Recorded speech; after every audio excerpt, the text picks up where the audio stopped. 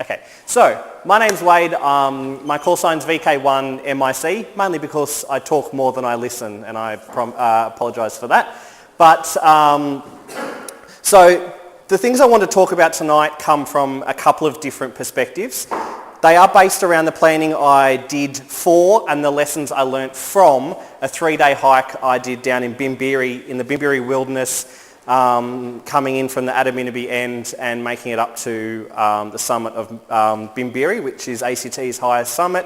And as a SOTA operator, which is my predominant field of operations in radio, I was very keen to knock off the number one for the state. So some of the things we're going to talk about tonight, the planning process I did.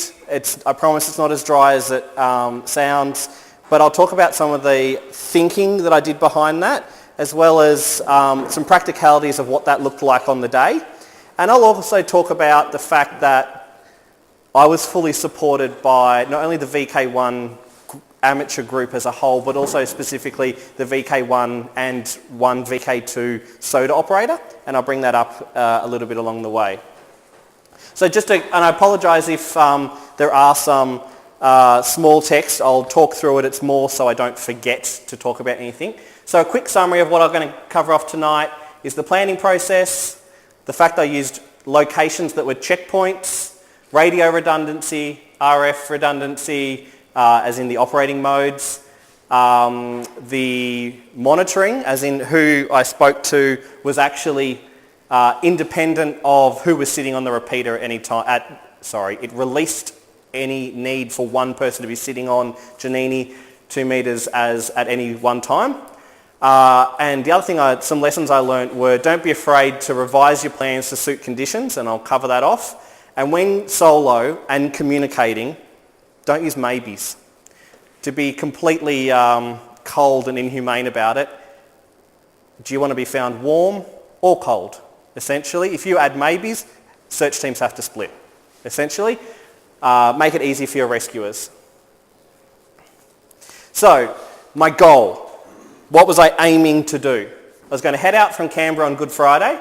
I drove south via Adaminaby, got to the trailhead, and I'll put a map up shortly and explain what that all is about. Get to a campsite, set up, and then the next day, head up to Mount Bimberi, come down, camp again, head up to Mount Murray, which the two summits sit next to each other, and my campsite was right in the middle. And then that third day after hitting Mount Murray, smash it back down, pack up and power back to the car and head back to Canberra. 3 days. What did that look like on the map?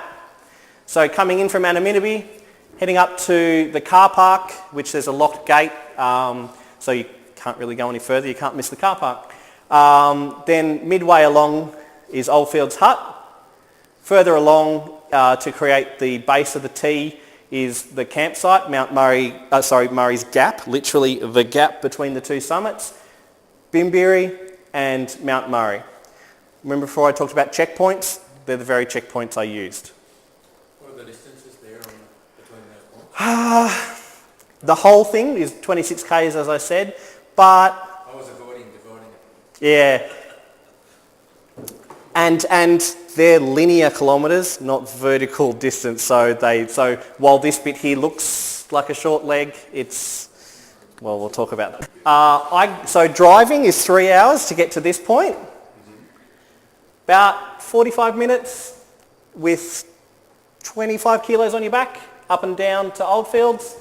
About another 4 hours, and we'll check the log to see if my times are right, to Murray's Gap, set up. So I was here in time to set up camp, collect water as the sun was setting. And this is the Easter long weekend, and I'll talk about why that's relevant in a sec.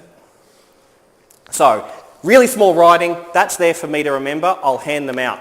But this is a plan. I did a 3-day plan that I shared with about 25 people as part of the SOTA group. The things that I articulated in this document were my assumptions. I assumed to not have mobile coverage, number one.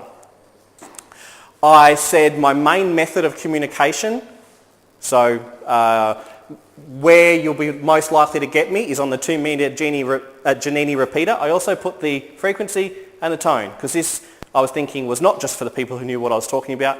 If and when it had to be provided to SES/SAR, someone knew how to contact me if they needed. I also articulated I was operating APRS, and I'll put that up in a second to show what that was all about.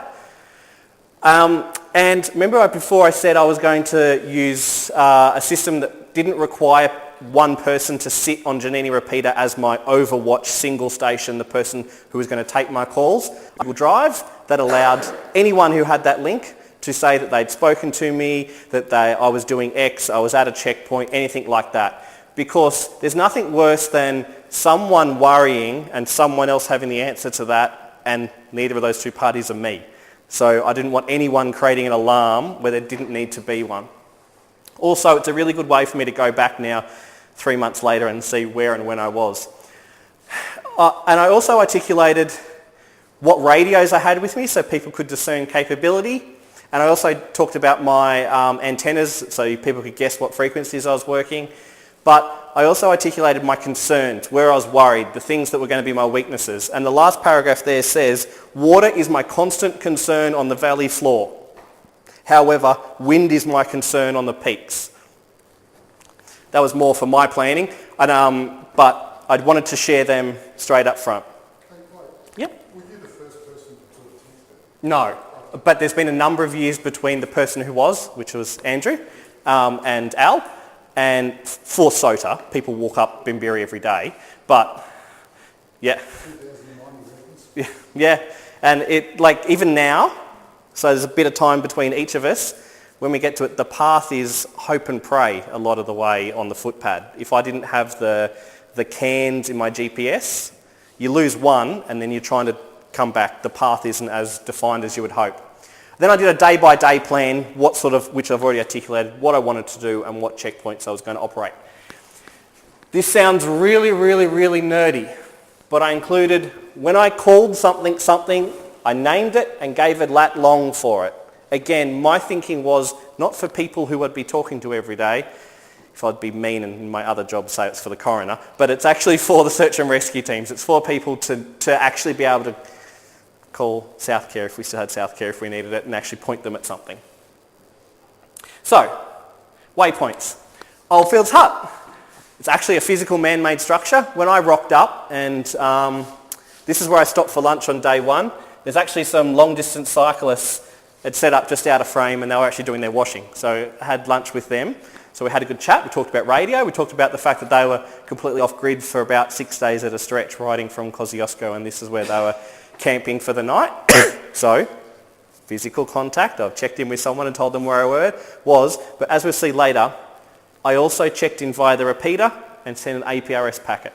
What that looks like and all that will come up shortly. By the end of day one, the best way to describe how I was feeling when I got here, set up my tent, collected some water. So they're 2-2-litre bags of water and just my daily drinking. I was shagged. I was absolutely wrecked. The sun is setting as the moon is rising. That's actually the moon up here rising over the, over, and that's Bimberi on your left and Mount Murray on your right. When that sun dipped just at the tree line, I went from being able to wear a singlet, a mid-layer and a fleece. Remember, we're talking Easter long weekend. We're not talking this weekend.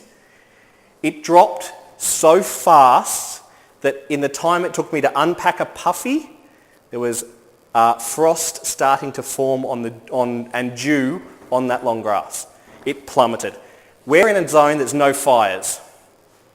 Lesson number 1, don't camp there. Go about 100 metres down the hill and you're in New South Wales and you can have a fire. So, I wake up the next day, those two 2-litre bags of water froze overnight. I'm not talking a little bit crunchy, I'm talking I could bounce them. They were solid. So, that was a bit cool. Not super good for a night's sleep where I'm going to have a pack and smash up a pretty rustic trail. So, 2.5 hours into my climb in Bimberi, it became evident that Mount Murray the next day was a no-go.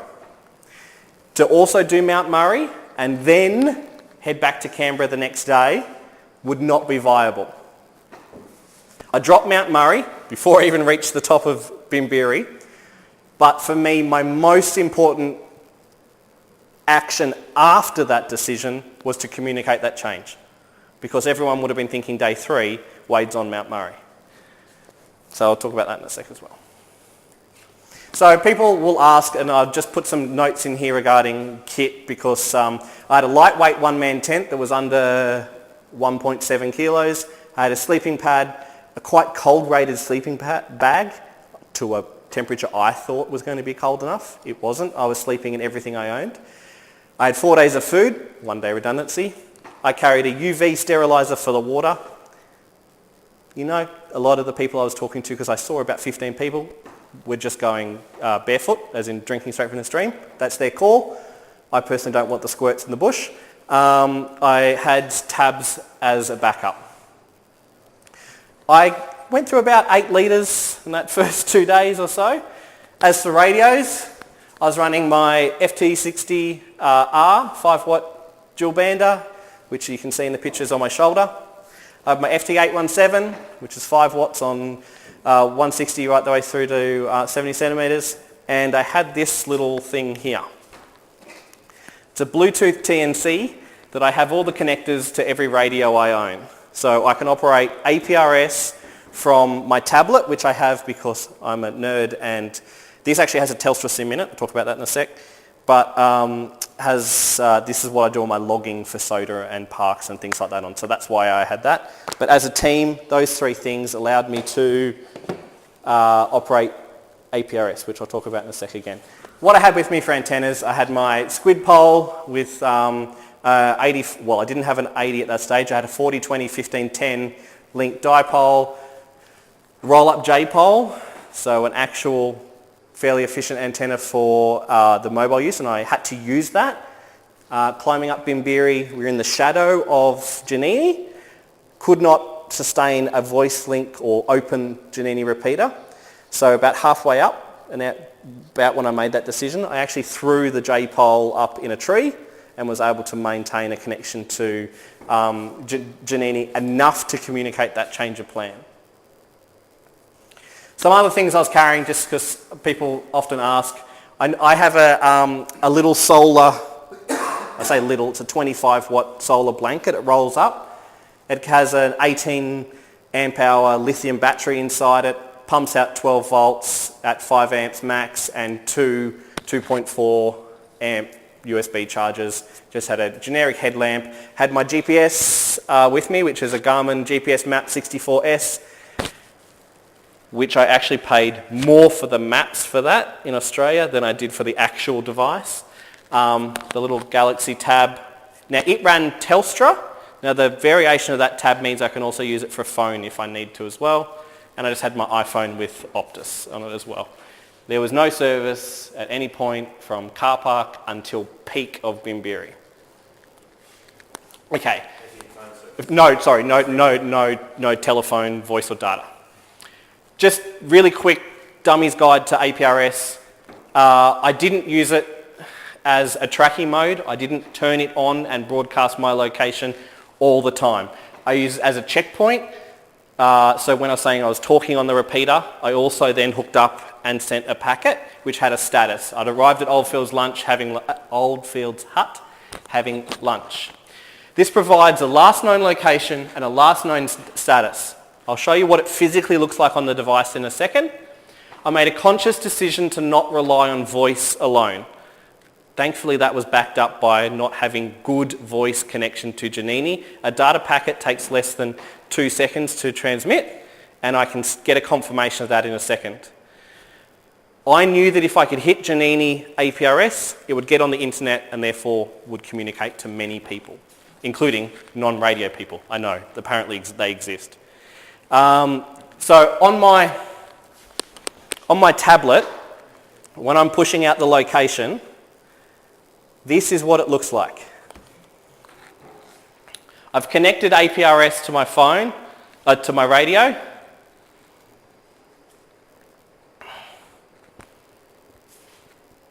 I've sent a packet So I've said this is where I am, nothing's happened. No one's heard it. No Digipeat. I've received one from Black Mountain and then I've sent it again.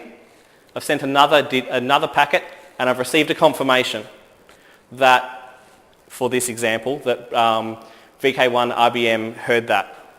So when we talk about communication, I could sit there calling or sending packets and have no confirmation that anyone received that. This removes that doubt. This tells me that it's hit Giannini. Now before I said about that shared log, you don't have to read it, I just put it up there for reference. But Friday, Saturday and Sunday, people use the log. So Andrew, VK1AD, at 0220 just said I arrived at Oldfields Hut. As soon as he typed that, anyone who had access to that file meant that they knew where I was. Right the way down to Gerard, VK2IO up in Sydney, he's read my APRS status and provided that. I've set up camp and the closest creek, I had no water. I'll need to double check again after dinner to double check some water. Time, status, you know how I am. Right the way through to Saturday, I've given an update when I've woken up or started moving, very cold night, water froze, etc, etc, etc. Right the way through to log off. 0040, I got back to the car park and I'm driving back. Job complete. So right the way through, I had coverage between voice and data. What do I keep banging on about? Redundancy, redundancy, redundancy. Both radios could operate on the local repeaters of 2 meters and 70, and they were all programmed that I could do that. Both radios contain an internal battery, but I can also run them from 12 volts if I needed to. I made a really dumb error, really dumb. On day one, I didn't turn off the HT in between reporting. I didn't make that mistake again, but I could have had to have plugged it into 12 volts the whole time. The J-pole was needed because obviously, as I said, the low quality connection to Giannini at that stage in the shadow. Oh, by the way, got all the way to Bimberi carrying about 7 kilos between batteries, HF, antenna, squid pole. Got up there, all looking good. You're at the plateau, which is about 2 minutes walk from the very summit, cruising up. Yep, this is going to be great. Going to work everyone. Reach the very top.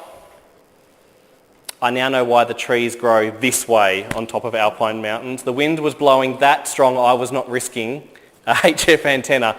However, all my wonderful friends from SOTA were also on summit, so I was able to activate and make more than 4 contacts as required under SOTA, just using my HT. I think I had over 100 kilometres range that day, so I wasn't disappointed, just it was disappointing I had to carry the extra weight where I didn't need it. Well, didn't end up using it. What did I learn? I didn't bring a backup cable between the TNC and the radio. I could have done that with the 817. Yep, okay. If it broke or I dropped the radio in the creek when I went to get water, I'd have no more location reporting other than voice, and I'd have to set up the 817 to do it. I estimated the cold in Murray's Gap. As I said, the water froze, poor sleep, reduced tooling and distance. I had all the VK1 repeaters in my radios. I didn't turn my mind south because I would have had a really great connection to either the Kuma or Anonymity repeaters easily on the other side where I was. Yep, cool, okay. It's a safety failing. I would have liked to fix that in the future. So I learnt a lot about amateur radio from YouTube, and I've been giving back by making lots of SOTA videos and things like that on YouTube, to the point that SOTA UK have asked me to make some videos for them. If you want to have a look, if that's your thing, there's a whole playlist of SOTA videos and just general radio stuff on there. However, that's all I really had, and I really sort of wanted to give you guys enough time to ask questions or did you think about type stuff.